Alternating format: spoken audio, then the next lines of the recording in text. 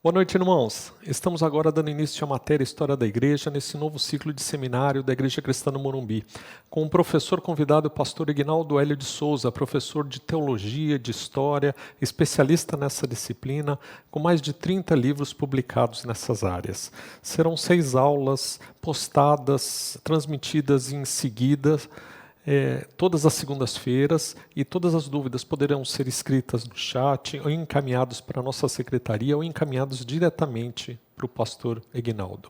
Que Deus abençoe mais essa oportunidade de estarmos conhecendo cada vez mais sobre o seu reino. Amém? Vamos lá. Olá, bem-vindo aqui à nossa primeira aula de História da Igreja. E a gente tem que lembrar que a igreja, ela nasce ali no dia de Pentecostes, ou seja, por volta do ano 33 depois de Cristo, logo a igreja estaria aí se aproximando de 2.000 anos de história. O que aconteceu nesse tempo? Que eventos fizeram com que aquele pequeno grupo ali de Jerusalém viesse a se tornar a maior religião do mundo? Então, é claro, nosso caminho é longo, é impossível nós avaliarmos todos os instantes de história da igreja, mas nós queremos ter este começo aqui. Nós vamos começar do comecinho mesmo. Aliás, nós vamos ter primeiramente aqui uma introdução sobre história da igreja. Acho que algumas coisas são muito importantes para nós trabalharmos antes de qualquer coisa. Então, tá aí, história da igreja, é o que nós vamos trabalhar aqui, uma introdução. E aí, a primeira coisa que eu queria perguntar para você é: por que estudar história da igreja? Essa é uma pergunta que muita gente já fez na sala de aula, né? Para que serve a história de uma maneira geral? E para nós, como cristãos, para que serve a história?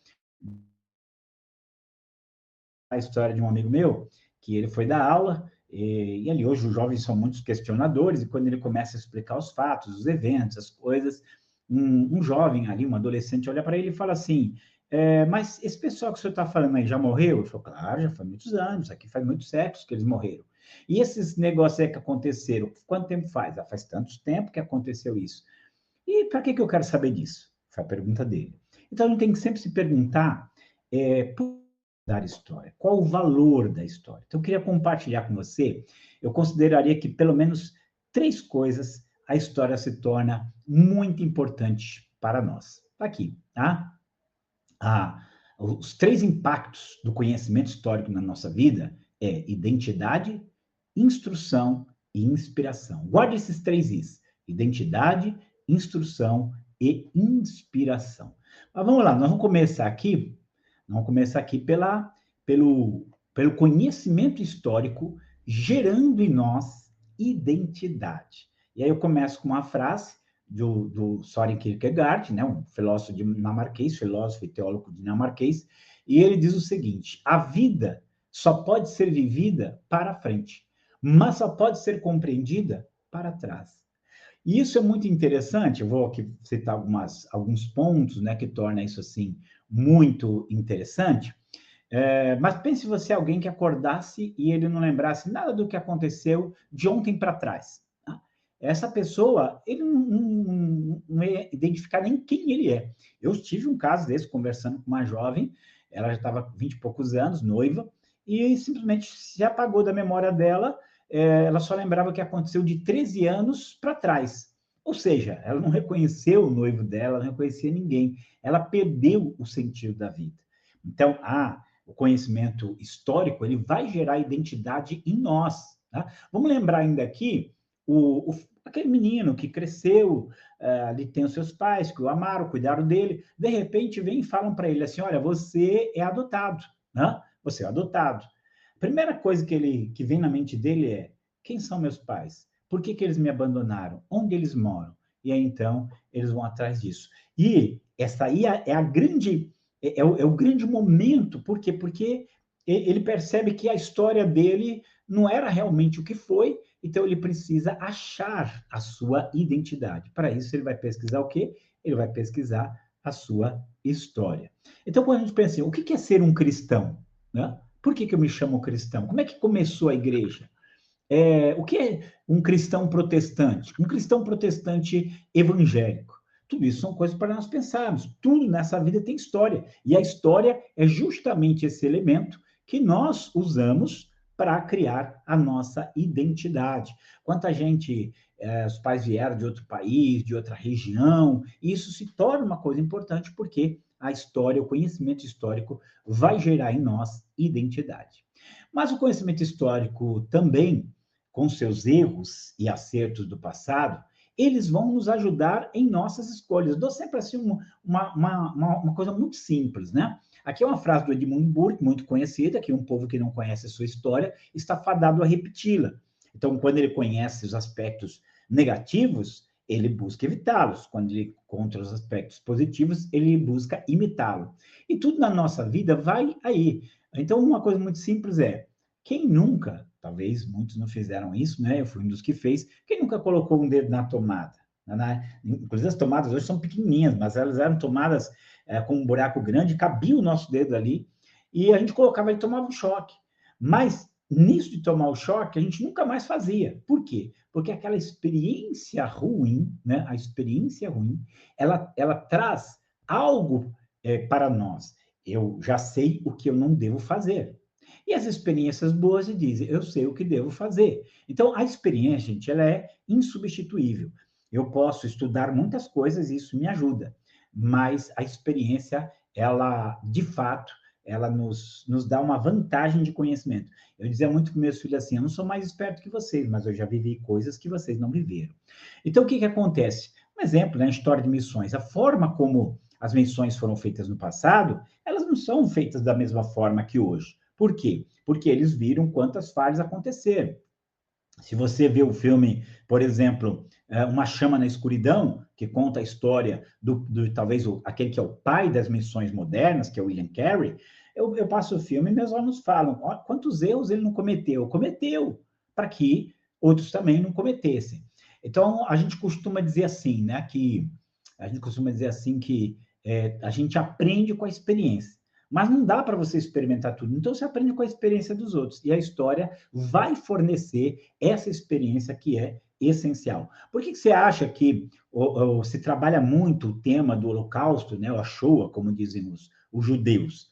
Porque eles querem que aquilo não se repita, que aquilo não aconteça de novo. Então, eles lutam, eles trabalham, eles procuram ressuscitar todas as histórias possíveis das pessoas que viveram e sofreram naquele período, seja em forma de livro, seja em forma de museu, porque tem um museu do Holocausto em vários lugares, inclusive em Israel, mas até em forma de filmes, para que as pessoas saibam o que isso significa. Então, é conhecer na história, a minha história, a história de outras pessoas e a história do mundo, que eu vou evitar certos erros. Então, a história, ela tem essa função didática, essa função de instrução.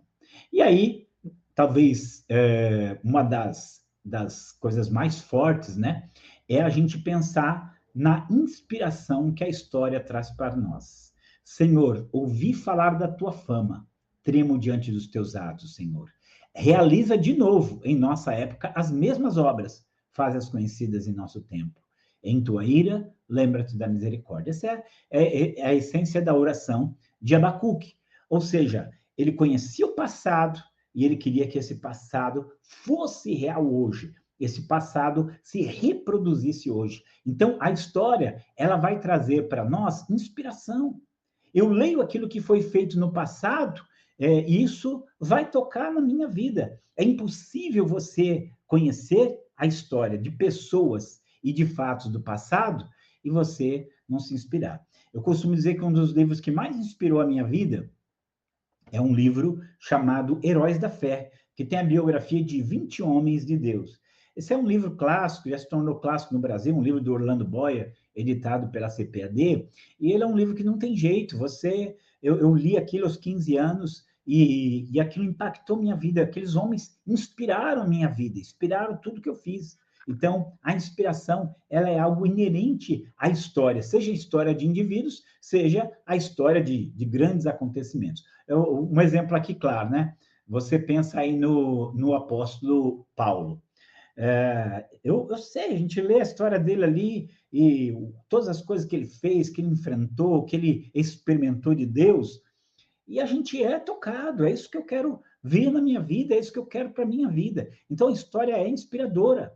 Provavelmente você chegou até aqui, você chegou onde você chegou, inspirado na vida de muitas pessoas, impulsionado por aquilo que muitas pessoas viveram, fizeram. Nós sempre procuramos modelos em nossa vida, né? Às vezes eles nos decepcionam, às vezes não, mas de alguma maneira a inspiração ela tem a sua raiz ali na história de outros, às vezes de pessoas lá do passado. Qualquer um na sua vida, ele foi inspirado em outros. E aí eu sempre gosto de falar da vida de David Brainerd. O David Brainerd foi um missionário para os Peles Vermelhas. Ele, inclusive, o livro dele está lá, a história dele está lá no Heróis da Fé. O David Brainerd, ele viveu muito pouco. Ele morreu com 29 anos. Tá? A entrega dele, a dedicação dele a levar o evangelho às peles vermelhas consumiu a vida dele, no sentido que ele ficava a noite inteira orando, jejuando, aquela vida assim entregue. E realmente ele viu acontecer, Deus agiu no meio daquele povo.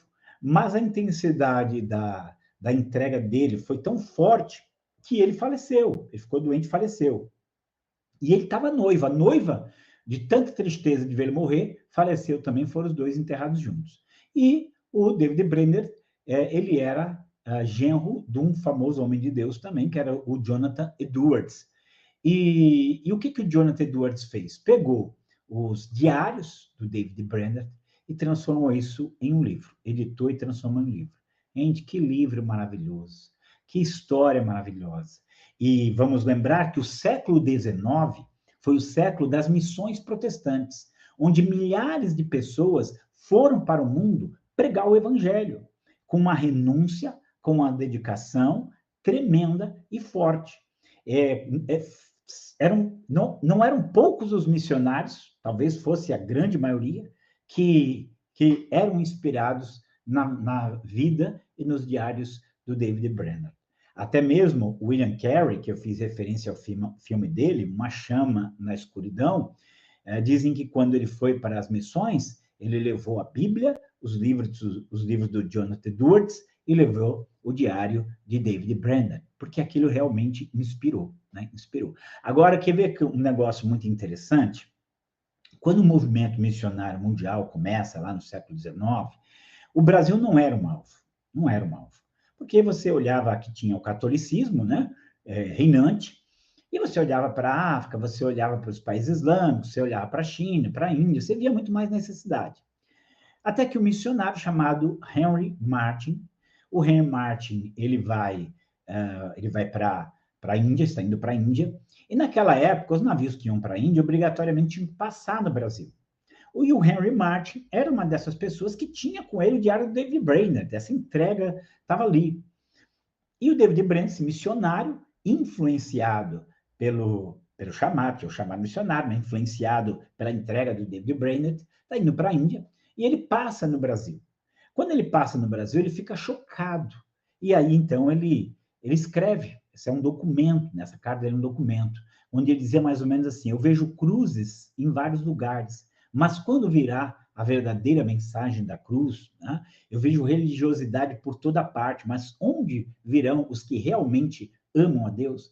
Então, aquela carta do Henry Martin chama a atenção para o Brasil. Então, não vai demorar muito, o Brasil será alvo de missões. Então, você vê assim, uma pessoa que viveu e morreu numa vida tão curta, ele inspirou milhares, ele inspirou todo o movimento mundial, né? Inclusive, indiretamente influenciou o Brasil para o Evangelho.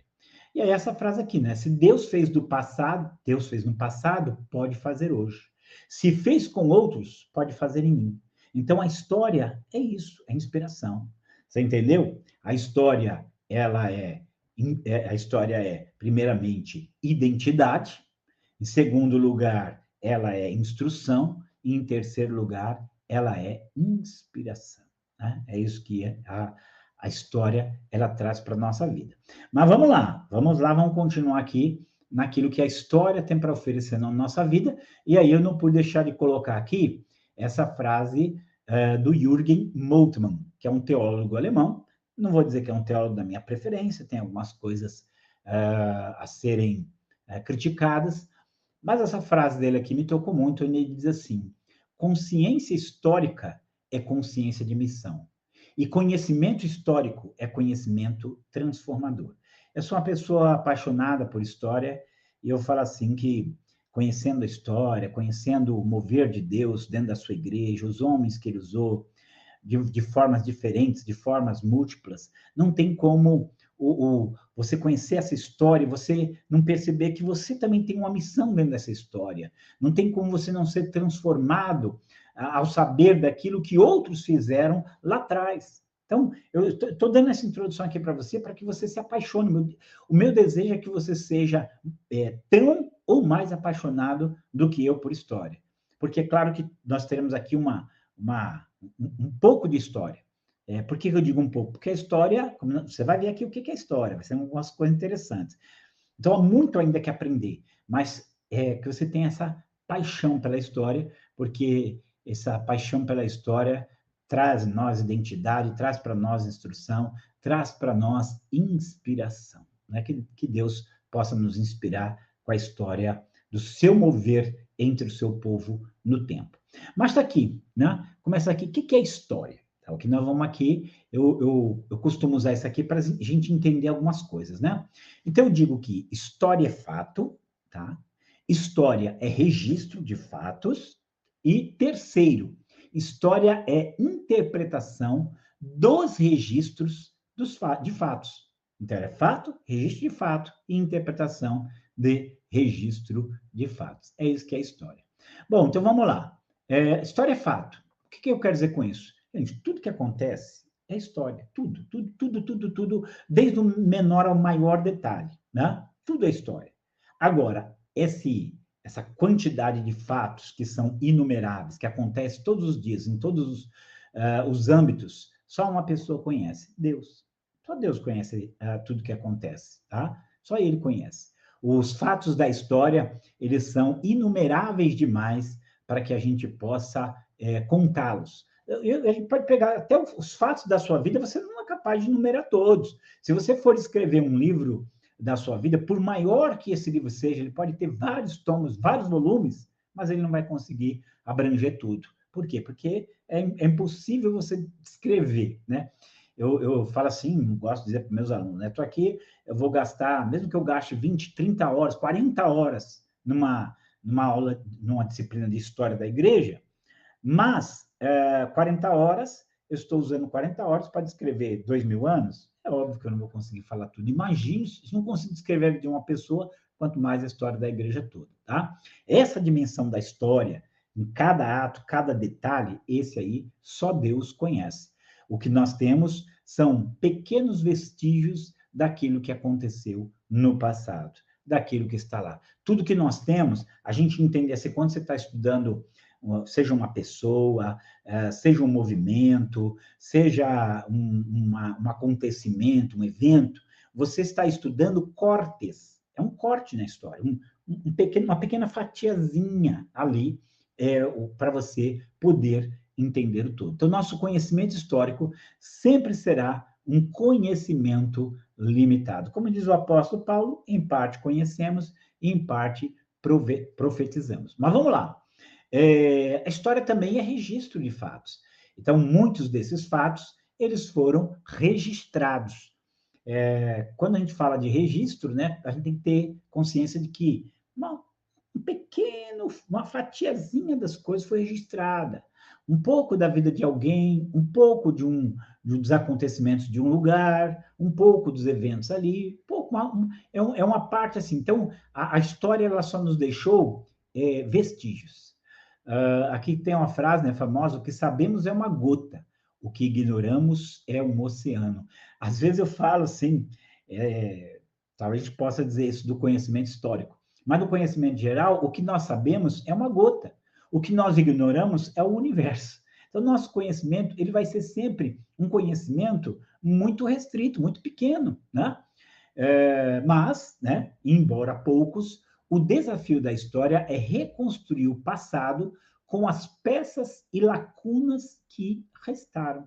Então, o que, que faz o historiador? Ele procura com tudo.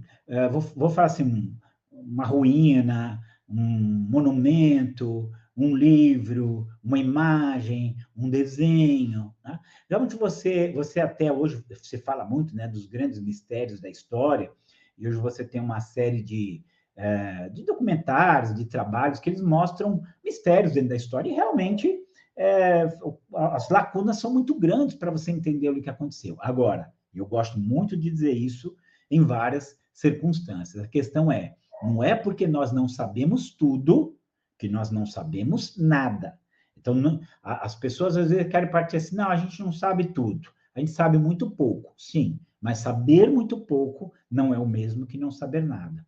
Esse pouco que nós sabemos, ele já é uma ferramenta muito especial para, como eu disse, gerar a nossa identidade, gerar instrução para a nossa vida, gerar inspiração para a nossa vida. Claro que eu não conheço todos os dados da reforma protestante, por exemplo, mas as coisas que eu sei da reforma protestante, elas são suficientes para eu ler aquilo e falar, eu concordo com isso, a coisa estava feia e agora está indo para o caminho que tinha que ir. Então, é óbvio que, embora esse conhecimento seja pequeno, esse conhecimento é poderoso e capaz de me instruir, tá bom? E nós vamos lá para a última, né? Então, já vimos que história é fatos, a história ela é registro de fatos, mas ela também interpretação dos registros de fatos. Então, é óbvio que nem todo mundo olha as coisas da mesma maneira. Cada pessoa tem uma lente, cada pessoa tem um óculos com o qual ela vê a realidade.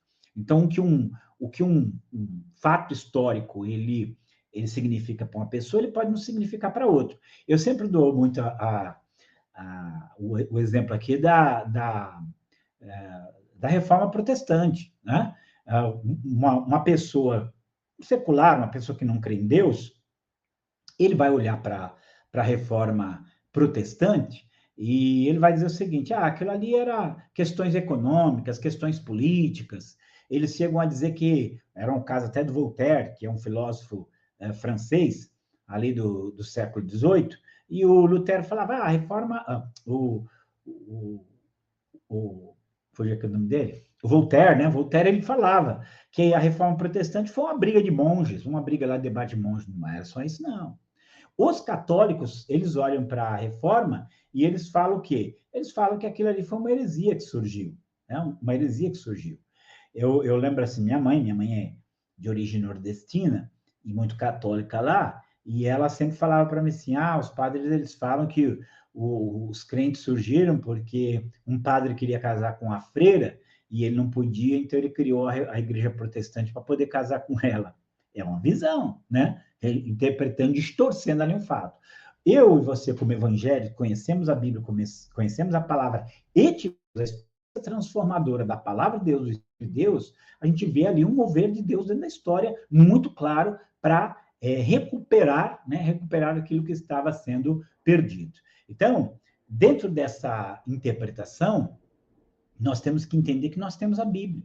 Então, nós avaliamos os acontecimentos de acordo com a lente bíblica. Ela é a nossa maneira de ver, ela é a nossa maneira de avaliar todas as coisas, inclusive para avaliarmos a história, para nós verificarmos o valor da história. Deu para você captar um pouquinho aqui? E aí vamos lá, vamos ainda aqui. O que é história? Por que eu estou dizendo isso? Porque eu disse, nenhum estudioso da história ele consegue saber tudo que nela aconteceu. Ele não consegue, isso é impossível para um ser humano. Então, ele tem que separar algumas coisas. Então, primeiro, alguns personagens históricos, eles nos importam. É óbvio, quem foi o José dos Santos? Você não sabe. Agora, se eu falar assim, quem foi, assim, Pedro Álvares Cabral? Aí você sabe. Então, José dos Santos é uma pessoa lá no grupo. Essa é uma coisa que nós temos que aprender a aceitar na história. Existem certas pessoas que eles se tornam personagens históricos, mas existe aqueles que não, você não vai mal saber da vida dele. Eu faço sempre uma pergunta aos meus alunos assim: quem descobriu o Brasil? E eles respondem, né, de prontidão, Pedro Álvares Cabral. A não ser num caso que o menino respondeu que era Cristóvão Colombo. Mas já vai responder Pedro Álvares Cabral. E aí eu pergunto, tá, Pedro Álvares Cabral descobriu o Brasil, mas ele estava sozinho quando ele chegou a... Não. Então me diga o nome da outra pessoa. Ah, o Pero Vaz de Caminha, que escreveu uma carta. Quem mais? Aí eu falei, não sei. Você sabe quantas caravelas tinha? Não, tinha 13 caravelas naquele armada ali do Pedro Álvares Cabral. Então, só que eu guardo o nome dele. Por quê? Porque não tem como nós olharmos todo mundo, um por um. Então, nós precisamos entender que é assim que funciona a história. Tem aquele personagem que ele vai arrastar toda a história consigo. Todas as pessoas com ele. Mas é o nome dele que vai aparecer lá. Mesmo quando você fala assim, o rei Davi venceu os filisteus, é óbvio que ele não estava sozinho. Né? É óbvio que ele não lutou sozinho.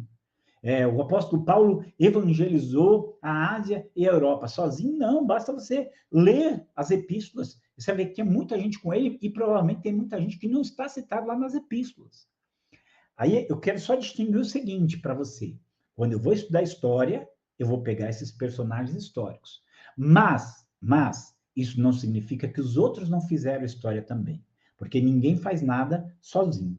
Então, embora eu e você talvez nunca sejamos estudados nos livros de história da igreja, tá? Mas os nossos líderes podem até ser estudados com isso, nós precisamos ter a consciência que nós também somos atores históricos. Nós somos atores históricos. Nós fazemos parte.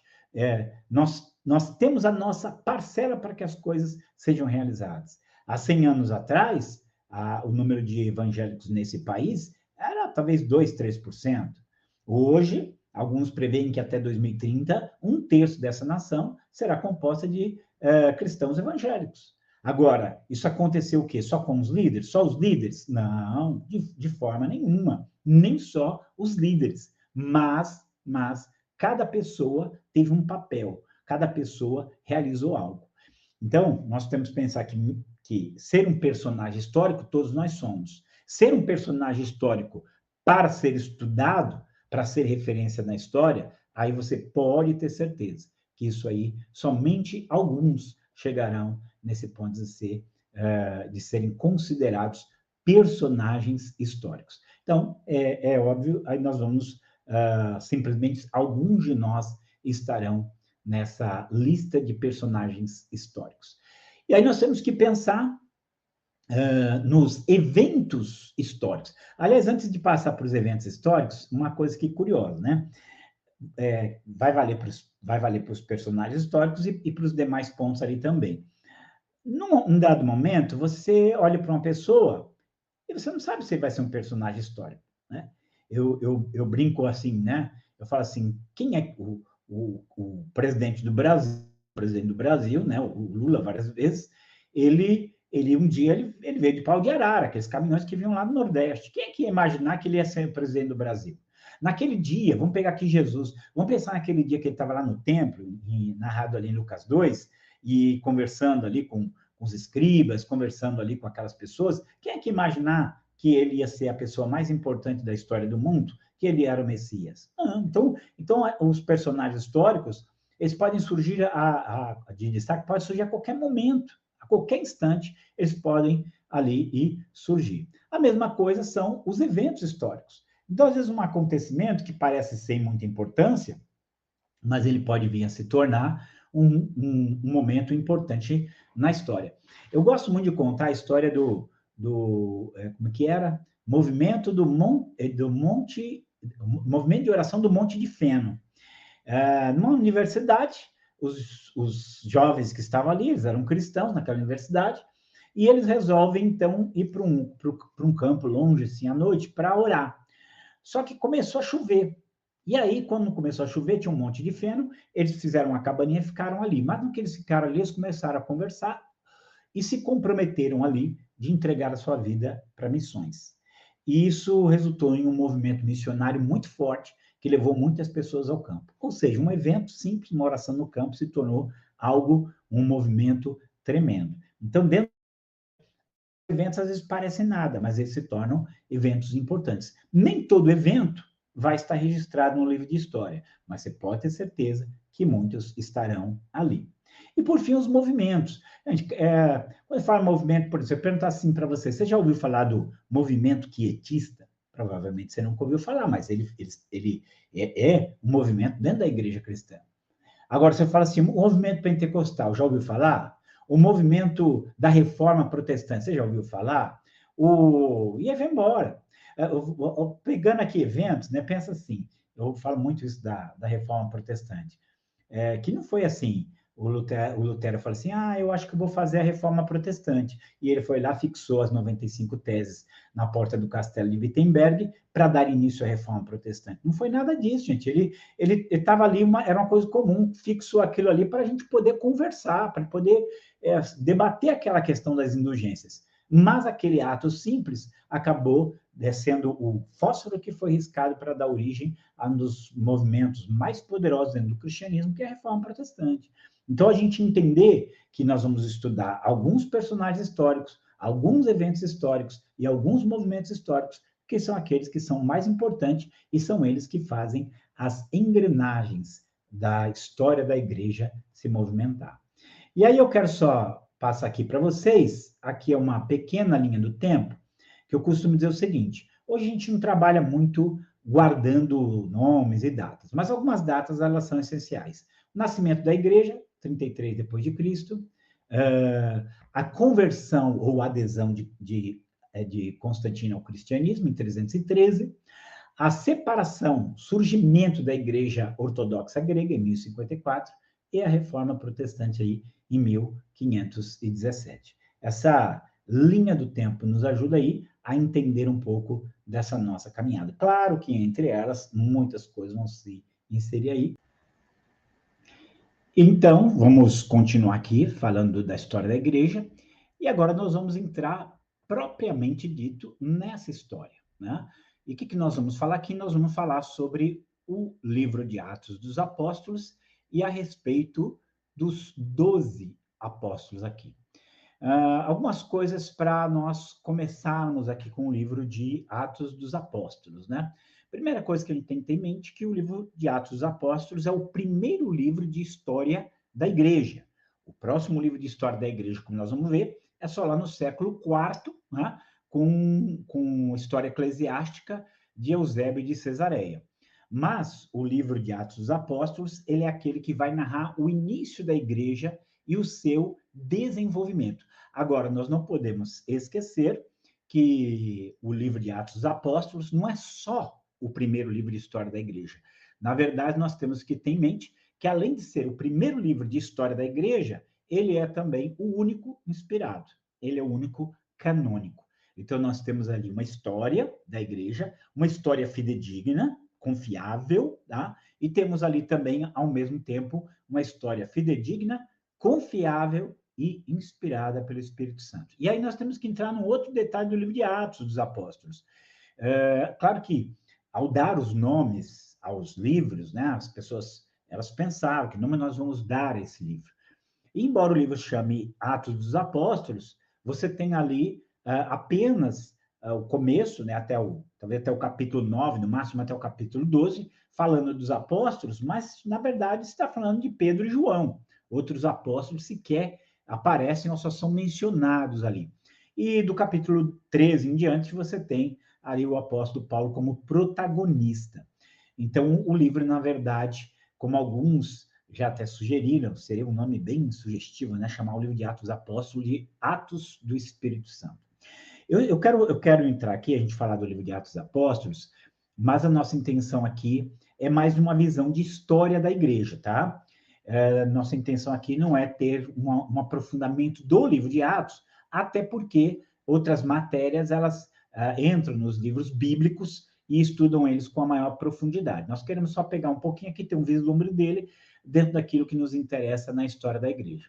E como você vê aí, só para a gente pegar o quadro geral, isso aqui é muito comum em várias matérias, lembrar isso aqui, que havia uma certa como eu posso dizer, constituição da situação que facilitou a propagação do evangelho.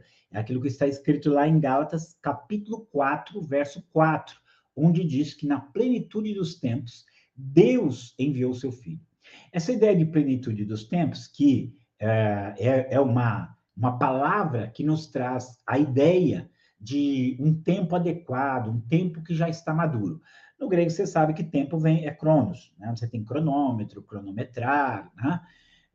E você tem outra palavra que é kairos. E o kairos é esse tempo adequado para alguma coisa. Então, muitos entendem que esse tempo que aconteceu ali no livro de Atos era um tempo adequado para a propagação do evangelho. Esses são 5 pontos, vou percorrer eles rápidos, eu acredito que até em alguma matéria vocês já tenham visto, ou verão mais sobre isso, mas você tinha a condição da paz romana. Lembra-se que era o Império Romano, ele dominava vários povos, então você não tinha conflito entre os povos. Qualquer povo que começasse a conflitar com outro, simplesmente vinha ali Roma e fazia eles ficarem em paz logo, né? Era a chamada paz romana, esse mesmo com X, tá, gente? Eu brinco muito assim que é aquele caso quando os 2 irmãos estão brigando e a mãe falava assim, se os 2 não pararem de brigar, vou bater nos 2. Aí ficavam em paz, né? Mas era uma paz imposta. Assim, era a paz romana era assim também. Você tem a questão da estrutura de comunicação. Se você já ouviu a frase todos os caminhos levam a Roma, você vai entender um pouquinho isso. Porque Roma ela foi muito forte na estrutura urbana, na conexão entre as cidades.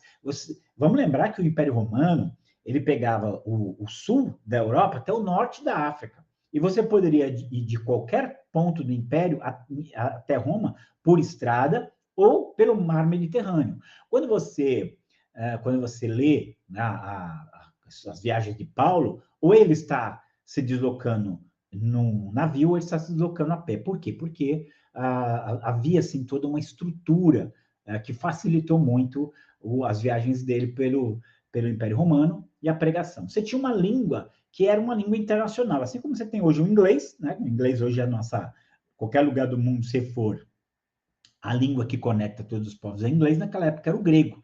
Então, os povos, cada um tinha a sua própria língua, né? Vamos lembrar que no capítulo 14, por exemplo, Paulo ele fala em língua licaônica. Mas você tinha o grego, inclusive foi o idioma no qual o Novo Testamento foi escrito, que funcionava como essa língua internacional que conectava os povos ali, sem falar a cultura grega também, que já era uma herança do Império Grego, anterior ao Romano, né? E que você tem ali essa oportunidade de estar entendendo o outro por causa dessa cultura comum. Aí você tinha a questão das perspectivas dos filósofos. O filósofo era aquela pessoa que fazia perguntas, mas que nem sempre tinha respostas definitivas para essas perguntas. E o evangelho era a resposta para muitas perguntas que eles tinham. Tá? Então você vê assim que a cultura ela fomentava essa busca por uma resposta, por um entendimento do porquê do universo. E por fim, gente, você tem a diáspora judaica. Vamos lembrar que os judeus estavam espalhados por todo o Império Romano e que isso facilitou a propagação do evangelho, inclusive a aceitação do evangelho. Mas aí nós vamos dar mais um passo aqui, para a gente, eu quero só falar um panorama rapidinho aqui do livro de Atos, para a gente entender, e quanto ele foi importante para o avanço aí do evangelho. Então, veja só, o plano do livro de Atos está lá no capítulo 1, versículo 8, quando Jesus disse, mas recebereis poder ao vir sobre vós o Espírito Santo, e ser-me-eis testemunhas, tanto em Jerusalém, como em toda a Judéia e Samaria, e até os confins da terra. Então, você tinha assim, era Jerusalém, depois você tinha Judéia e Samaria, que era a parte regional, e depois os confins da terra. Quando você olha para o livro de Atos, do capítulo 1 até o 7, tudo que acontece ali é na cidade de Jerusalém. Quando você vai ver do 8 até o 12, você já tem um avanço em toda a região Judéia, Galiléia, Samaria. E do 13 em diante, começam as viagens do apóstolo Paulo, que alcança até o final os confins da terra. Então você tem terra ali se referindo ao Império Romano, né? Mas a partir dali vai para outros lugares também. Mas você tem aqui, então, do 1 a 7, Jerusalém, do 8 ao 12, o regional, Galiléia, Samaria e Judéia, e depois do 13 até o 28 você tem, então, o evangelho se espalhando. E no livro de Atos aqui você tem a questão da primazia judaica. Vamos lembrar que Romanos 1:16, ele é muito claro. Ele fala, porque não me envergonho do evangelho de Cristo, pois é o poder de Deus para a salvação de todo aquele que crê.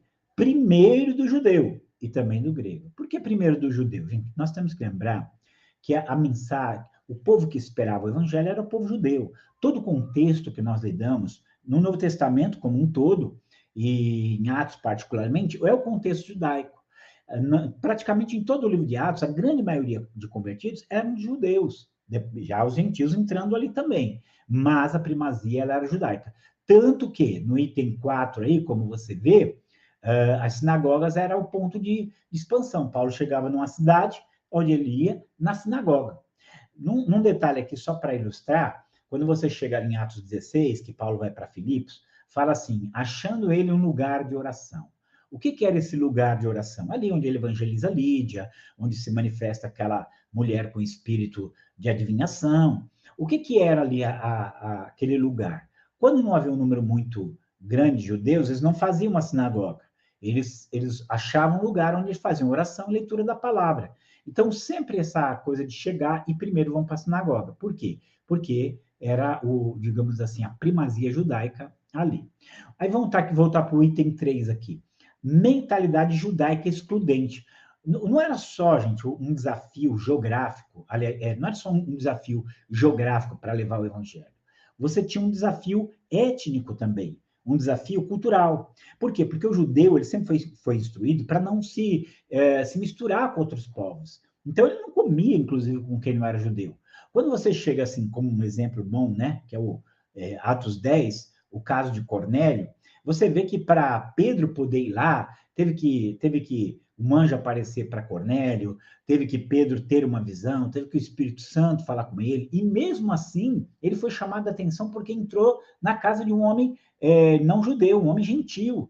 Então, a gente lembra assim que o judeu ele foi muito à parte. Ou quando você lê ali em Atos capítulo 11, versículo 19, que os que foram espalhados pela perseguição a Estevão, eles foram pregando o evangelho, onde eles chegavam, eles iam pregando o evangelho somente judeus.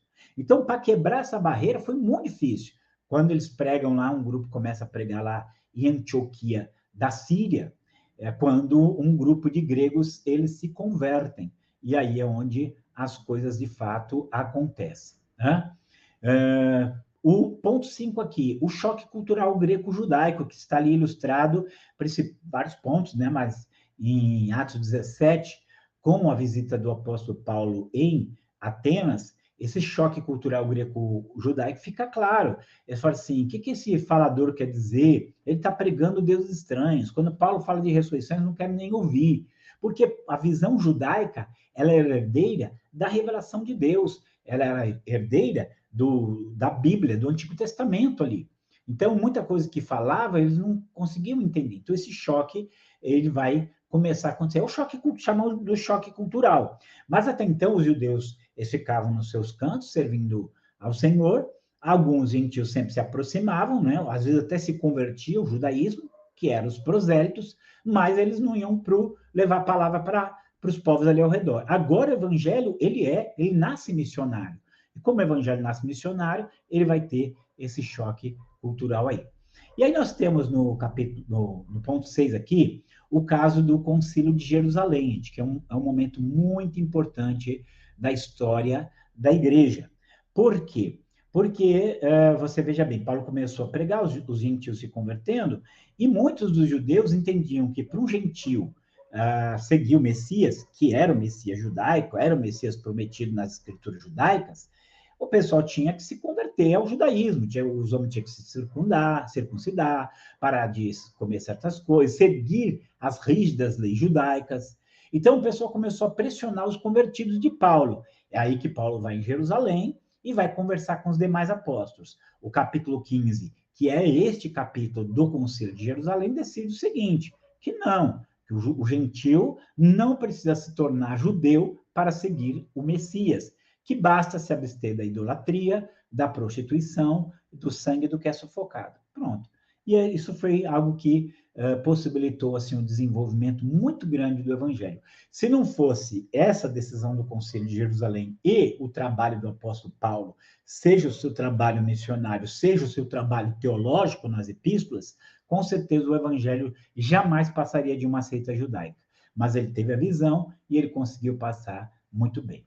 E por fim, gente, o último ponto é que o livro de Atos ele é limitado. Limitado em que sentido? Limitado porque ele só fala do apóstolo Paulo, a maior parte. Eu brinco que o apóstolo Paulo foi esperto, levou um historiador com ele, então a gente sabe o que ele fez, né? Pouca coisa de Pedro e João antes disso. Algumas diáconos, porque o Filipe do capítulo 8 e o Estevão do capítulo 6 e 7 eram diáconos, não eram apóstolos. Então você tem poucas menções aos apóstolos ali, e então o livro de Atos se limita a essas pessoas, não fala mais o que aconteceu. Mas isso aquilo que Deus nos deu, essa narrativa inspirada. Vocês sabem que eu sempre ficava pensando muito nisso, e eu ficava assim, mas por que há tão pouco dos outros apóstolos no livro de Atos, não tem, não fala vamos lá, não fala dos Tiagos, não fala do Judas Tadeu, não fala do Mateus, não fala Matias, não, por quê? Vai falar mais de Paulo. Bom, Paulo era o apóstolo para os gentios, gente, e é onde o evangelho acabou criando raiz e ganhando espaço. Então, nada melhor do que o apóstolo dos gentios para ministrar aos gentios, né? Mas vamos continuar aqui, gente. E o nosso próximo ponto é esse aqui, a história dos 12. Você já reparou que a Bíblia não fala quase nada dos 12, gente? O que aconteceu com eles? Né? Essa é uma coisa. Por que não fala dele? Porque a gente sabe tão pouco. E aí, alguns pontos que a gente precisa pensar. Primeiro, gente, aqueles 12 homens, eles eram homens simples, eles não eram pessoas importantes. Então, não havia um interesse. Se você for ver os imperadores romanos e vários governantes de Roma, tem a sua história bem ali registrada por várias pessoas. Tácito, Suetônio, e daí por diante. Você tem por quê que você tem? Porque eles eram pessoas importantes, eles eram os governantes, mas os apóstolos eram simples, então ninguém ia registrar a história deles. Outra coisa, a perspectiva da volta de Cristo não era como hoje. Para eles era o seguinte: daqui a uns dias Jesus já está voltando, não tem preocupação em registrar nada, tem preocupação em pregar o evangelho. É isso que ele chamou para fazer, vamos fazer. Então, essa perspectiva da volta de Cristo fazia com que eles não tivessem nenhuma preocupação em deixar registros. E óbvio, gente, o desinteresse da historiografia secular. Eu sempre uso isso aqui como exemplo. O evangelho está aqui no Brasil, assim, de uma maneira forte, vindo aqui para plantar igrejas, um trabalho missionário, desde 1855. Só que você vai achar muita pouca coisa dessa época fora da igreja que queria registrar. Por quê? Porque era uma minoria da minoria da minoria, era um grupo estranho ali, e então não tem registro. Mesmo aconteceu com os apóstolos. Então, o que vai acontecer? Somente no século IV, como eu disse para vocês, que você tem o Eusébio de Cesareia, que começa a fazer uma pesquisa e começa a contar a vida dos apóstolos. Mas pensa bem, já tinha passado ali quase 400 anos, a hora que ele vai começar a registrar, né? Então, com certeza, mais de 300. Ele, por exemplo, ele cita muito quem tem o livro de Eusébio de Cesareia, né, ele cita muito o Hegesipo, que seria um historiador da igreja. Mas ninguém sabe então o livro de Hegesipo. Muitas coisas se perderam. Não era como hoje, que você conservava, aquilo estragava. Então, era um trabalho árduo conseguir resgatar a história, né? Muito que ele vai usar tradições e lendas que serviram de fonte. Era o que ele tinha na época para poder resgatar. Agora, vamos lembrar que é no século IV que o Constantino adere ao cristianismo, e agora começa, inclusive, a financiar os cristãos em várias coisas. O Eusébio aproveitou e financiou ali, e escreveu a história eclesiástica. Deixa eu... Aqui uma coisa. O Eusébio tem erros históricos ali. Ele tem erros históricos ali, exageros e tudo mais. Porque ele está escrevendo 400 anos depois, 300 anos depois, quer dizer, não dava para ser muito exato, né? Ele não tinha talvez as ferramentas historiográficas que nós temos hoje. Mas, ainda assim, é um livro onde você vai ter muita coisa boa sobre esse tempo, tá? A fidelidade das tradições depende das fontes e das constantes repetições. Então, se uma fonte ela é segura, por exemplo, Policarpo fala uma coisa, Policarpo conviveu com João, então falou alguma coisa do João, é uma fonte segura. E se vários falam a mesma coisa, então começa a ter seguro ali. E às vezes, gente, você tinha lendas. Muitas lendas eram fantásticas demais. Mas nós sempre temos que pensar que por trás de uma lenda existe algum fundamento. Eu vou gastar um minuto aqui, essa aula sempre, eu acho sempre curta as aulas, que tem muita coisa para compartilhar, mas só a título assim de curiosidade. Vocês sabiam que aqui no Brasil, quando chegam os jesuítas, tinha aqui, não no Brasil não, na América do Sul todinha, né, tanto na parte portuguesa como hispânica, a ideia de um homem que eles davam um nome, os nativos daqui davam o nome de Paisumé. E esse Paisumé tem vários trechos, né, na narrativa falando dele. Ele era um homem que carregava uma cruz, que ensinou medicina para os nativos, que ensinou eles várias coisas de agricultura e que falava de um Deus único, né? E segundo conta essas tradições, esse Paisumé chegou até Cusco, no Peru, que era a capital do Império Inca, né? E ele teria sido ali morto, diz algumas tradições, pela inveja dos sacerdotes incas, ou algumas outras tradições dizem que ele foi embora, saiu andando por cima do mar, ou o mar se abriu para ele andar, e que ele prometeu voltar. Gente, tem muita semelhança com alguém pregando o evangelho. Os jesuítas, que também eram chegadinhos na lenda, já inventaram que era o apóstolo Tomé, que esteve aqui, que veio aqui. É possível que veio um missionário para cá, pregando o evangelho. Então, só quero dizer assim que, como você tem registros no Brasil, gente, no litoral inteiro, no outro lado da parte hispânica você tem também. Então, são lendas, gente, que embora você tenha muitos elementos fantásticos, alguém veio aqui. Né? Quem foi, como foi, quem era exatamente, alguém veio aqui, falou de um único Deus, falou de cruz, né? Ensinou muitas coisas, isso é muito interessante. Mas vamos lá, porque tem uma caminhadinha aqui que eu vou ter que fazer ela um pouquinho rápida, né? Nem todas as informações têm a mesma credibilidade sobre os apóstolos, mas algumas são altamente críveis. O quadro geral fornece alguns pontos importantes. Então, vamos lá. Pedro, gente, ele teria pregado na Acaia, que é uma região da Grécia, mais ao sul da Grécia, tá? Você tem várias referências, inclusive em 1 Coríntios. Lembra, em Coríntios você tinha 4 partidos, e um desses partidos, ele era o partido de Pedro, que Paulo fala, né? Um diz eu sou de Paulo, de Apolo, de Pedro, de Jesus. Então, Pedro teve ali no sul da Grécia. Talvez tenha estado na Mesopotâmia. 1 Pedro 5,13 fala assim, a sua irmã eleita da Babilônia. Se Babilônia ali era literal, então é provável que ele tenha estado na região da Mesopotâmia. Mas alguns acham que é uma referência a Roma, né? Porque era como eles designariam Roma.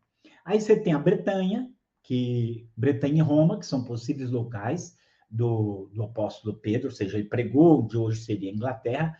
Lembrar que o domínio romano vai até metade sul da Inglaterra, tá? E alguns falam de um trabalho do apóstolo Pedro ali, ok? E Roma também. Inclusive, há uma tradição bem forte que ele teria trabalhado em Roma e morrido em Roma no ano 68, quando da ocorrência ali de Nero, que supostamente teria colocado fogo em Roma. Eu pus aí o Quo Vadis Domini. Quo Vadis é um filme, mas ele começa com um livro. E é de uma tradição sobre Pedro, que ele estaria fugindo da perseguição que está acontecendo em Roma. Então ele encontra Jesus. E aí ele encontra Jesus e pergunta para Jesus: Quo Vadis Domini? Seria, onde vai, Senhor? E Jesus teria dito para ele: estou indo para a cidade para ser crucificado novamente. E aí ele teria entendido que ele estava fugindo. Ele vai, enfrenta o martírio e morre de cabeça para baixo, crucificado de cabeça para baixo, e Paulo morre decapitado porque era um cidadão romano. Em algumas outras aulas vocês escutam também sobre isso, tá? Bom, João, gente, é aquele que sempre é dito que ele foi o último dos apóstolos e que teria morrido, como a gente brinca, de morte morrida, não morreu de morte matada como os demais. Mas só quero fazer essa leitura aqui. Há uma forte tradição com indícios bíblicos de uma atividade de João em Éfeso. Outros lugares também são descritos como tendo sido campo do seu trabalho apostólico. Morreu de morte natural. Um texto do segundo século mostra seu amplo trabalho naquela região. Então, olha o texto aí. Éfeso, Tessalônica, Ásia, toda a terra dos coríntios, assim como toda a Acaia e os termos ao seu redor, receberam a ordenação apostólica do sacerdote da parte de João o Evangelista, o mesmo que se reclinou sobre o peito de nosso Senhor. Ele mesmo edificou a igreja naqueles lugares e ministrou, permanecendo no ofício de guia. Então, tem muitas coisas interessantes sobre ele, tá? Há duas traduções referentes ao seu trabalho missionário. Aqui já entramos para falar de Bartolomeu ou Natanael, tá? Aqueles evangelhos, 3 evangelhos, que é Mateus, Marcos e Lucas, que nós chamamos de apócrifos, eles chamam Bartolomeu. E em João é chamado Natanael. Isso era comum, ter 2 nomes ali é sempre comum. Mas aqui diz assim, há 2 traduções referentes ao seu trabalho missionário. Uma diz que ele teria feito seu trabalho na Ásia Menor, como alguns apóstolos. Lembrando que a Ásia Menor é o que hoje a gente chama, hoje é onde fica a Turquia, tá? As igrejas da Ásia ficavam ali. Continuando aqui. Então, um diz que ele teria estado na Ásia Menor como outros apóstolos. Uma outra tradição, porém, afirma que ele também foi para a região do Oriente, mais precisamente para a Índia. Panteno, um missionário enviado para aquela região, em certa ocasião, descobriu que Bartolomeu já havia estado lá e deixado um evangelho conforme Mateus, escrito em hebraico. Também os armênios possuem uma tradição da presença de Bartolomeu em suas terras. Segundo algumas tradições, ele teria sido crucificado por um rei armênio que depois mandou decapitá-lo. Mateus também é autor do Evangelho, é o discípulo que deixou uma brilhante narrativa da vida de Cristo, foi missionário nas regiões do Egito e da Etiópia. Embora alguns afirmem que ele morreu de velhice, a maior parte da tradição o coloca perecendo ferido de lança ou por espada nessas regiões. E o Simão Zelote? Segundo a tradição, ele também teria feito uma sua obra missionária nas Ilhas Britânicas. Além disso, teria também ido a outras regiões distantes, principalmente no norte da África, como Egito, Cirenaica, Mauritânia e Líbano, lembrando que essas regiões faziam parte do Império Romano. Teria morrido na Inglaterra por ordem do procurador romano, embora algumas tradições narrem um trabalho posterior na Mesopotâmia, ainda que isso seja duvidoso. Tomé, gente, o Tomé é interessante, Tomé é muito interessante, o Dídimo. A riqueza de tradições sobre as missões de Tomé é muito forte. Ele é o apóstolo sobre o qual existem mais informações históricas. Entre as regiões por ele visitadas, constam na tradição Babilônia, Pérsia, Média e China. Mas seu trabalho mais expressivo foi realizado na Índia. Assim se encontra escrito em O Ensino dos Apóstolos. A Índia e todas as regiões a ela pertencentes, assim como todas as suas adjacências até o distante mar, receberam a ordenação apostólica de Tomé, que se tornou o guia e o líder da igreja ali estabelecida, que ele mesmo ministrou. Quando os portugueses chegam na Índia, existiam lá os chamados cristãos Martoma, e eles reconheciam que eles tinham a sua história originária justamente do apóstolo Tomé. Então é muito forte a tradição sobre o apóstolo Tomé. Embora sejam muitas tradições sobre sua morte, há muitos pontos comuns entre elas. É possível que ele tenha perecido no sul da Índia, sendo assassinado pelos sacerdotes brâmanes que invejavam seu sucesso com a nova doutrina que ele estava proclamando. O leste europeu foi o lugar da atividade missionária desse ousado servo do Senhor. Uma das mais fortes tradições endossadas pelo historiador Eusébio diz respeito ao sul da Rússia, especialmente as regiões outrora conhecidas como Sítia e Pártia, próximas ao Mar Negro.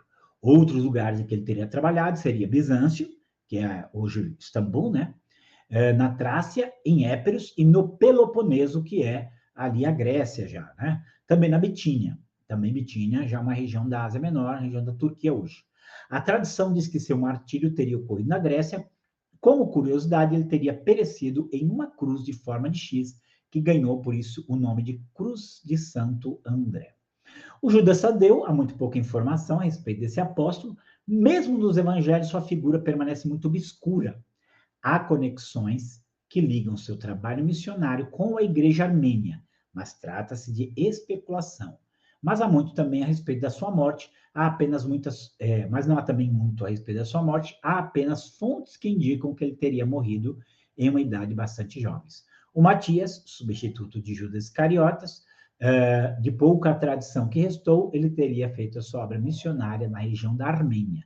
Teria sido martirizado por mãos judaicas em Jerusalém, após retornar de uma campanha macedônica entre 61 e 64.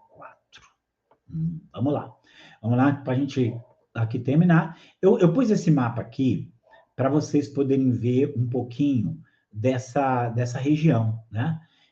Quando você olha aí para essa região, todos esses, você está vendo a Armênia, a Pártia, a Pérsia, a Média, a Lídia, a Ásia Menor, tá vendo? Trácia, Macedônia, Grécia, Egito ali, só para você ver, conhecer um pouquinho das terras aí onde eles pregaram. Que eram essas regiões? Era o Império Romano, a Grã-Bretanha, a Índia, a Armênia, a Mesopotâmia, Etiópia, Egito, todos esses lugares teriam sido alcançados pelo trabalho apostólico. Mas eu gosto de fazer isso aqui, gente. Se você pegar hoje, olha os apóstolos, aqui só estamos falando dos 12. Nas próximas aulas vamos falar de outros trabalhos. Mas aqui, ó, Itália, todos aqui são países, hoje, dessas regiões citadas aqui onde eles foram. Itália, Grécia, Turquia, Israel, Líbano, Jordânia, Arábia, Armênia, Irã, Iraque, Índia, Etiópia, Egito, França, Espanha, Portugal, Albânia, Inglaterra, Macedônia, Líbia, Tunísia, Marrocos, Bulgária, Romênia, Chipre, Argélia, Afeganistão, Paquistão, e etc. São dos muitos lugares onde a palavra foi ali pregada por eles. Só para você ter uma ideia de quão grande foi o trabalho feito por eles ali. Então, foi muita coisa, um trabalho muito grande e maravilhoso. E aí quero deixar essas duas dicas para vocês. Aqui, o História Eclesiástica, tem vários editores que vendem o meu volume, né? Essa aí já é uma edição nova, da CPAD. Então, foi talvez CPAD, uma grande coisa importante, foi um dos primeiros que publicou aqui. Então, se você quiser, é um livro interessante de ler, mesmo com as suas imprecisões históricas. E esse aqui é um livro que eu recomendo muito, 12 Homens e uma Missão, do Aramis de Barros, um excelente livro que vai falar de cada um dos 12 apóstolos, não só dos aspectos bíblicos, mas dos aspectos históricos também. Com esses você pode se aprofundar. Queridos, aqui sempre eu gosto de indicar meu canal, caso você queira acompanhar mais coisas, e as minhas redes sociais também, caso vocês queiram entrar, tirar alguma dúvida aí, fiquem à vontade, tá? Muito obrigado, muito feliz de ter essa primeira aula aqui, compartilhar essa primeira aula com vocês, e aguardo que nós temos ainda uma jornada de história da igreja aí, muito interessante. Deus abençoe suas vidas.